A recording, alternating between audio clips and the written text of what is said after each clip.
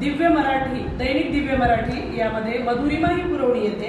त्यामध्ये विविध प्रकारचे लेख येतात. एक सुंदर लेख आज आमची विद्यार्थिनी आपल्या समोर वाचन करून दाखवणार आहे. खडूने रेखाटलेलं आयुष्य. नमस्कार, माझे नाव श्रेया जाधव. मी खडूने रेखाटलेले हे म्हणून दाखवणार आहे. खडूने रेखाटलेलं आयुष्य. शाळेचे दिवस म्हणजे निरागस स्वप्नांची, गोड आठवणींची आणि आयुष्य घडवणाऱ्या शिकवणींची अमूल्य शिदोरी.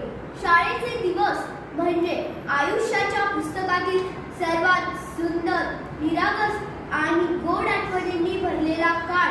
त्या दिवसात केवळ अभ्यासाची पाने नव्हती, तर प्रत्येक क्षणात जीवनाची खरी शिकवण दडलेली होती. वार्षिक स्नेहसंमेलन, क्रीडा महोत्सव, शालेय सहली आणि सांस्कृतिक कार्यक्रम या सगळ्या अनुभवांनी आयुष्याला रंगतदार छटा दिला.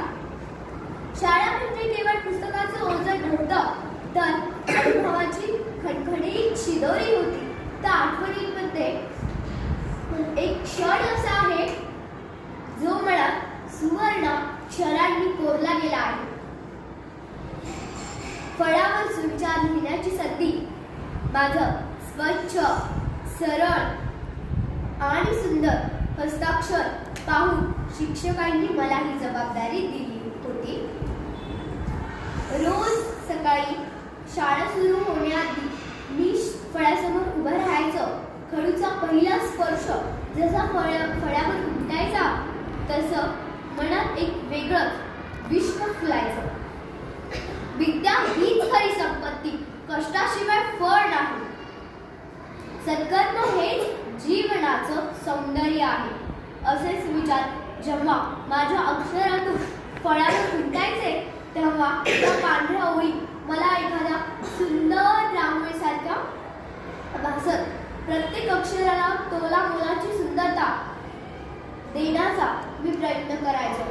फळा सजला की मनही आपोआप सजून जायचं.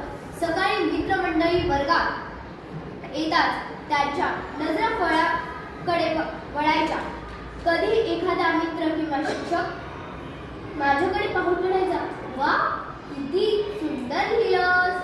त्या क्षणी मनात जी गोड भावना निर्माण व्हायची, ती शब्दात सांगणं कठीण आहे. ही कौतुकाची थाप मला रोज नव्याने उभारी द्यायची. कधी शिक्षक एखादा प्रेरणादायी विचार सांगायचे, तर कधी मी पुस्तकात वाचलेलं सुंदर वाक्य निवडून फळ्यावर लिहायचो.